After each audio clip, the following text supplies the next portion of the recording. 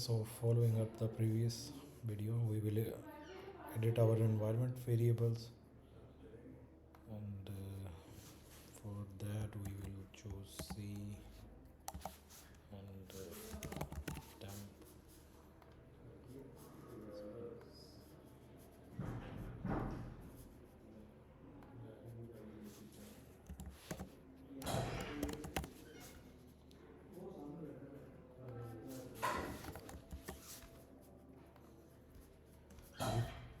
You can see I have set these two variables temp. I just edit its values because uh, we have created two temp table here, and press OK.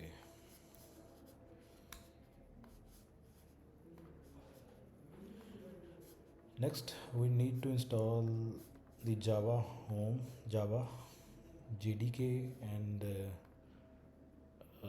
JRE, and we have to set that Java home. But before that, as we in previous our video, we was set our computer name, so we need to restart our system. This is pending, so we will restart and then continue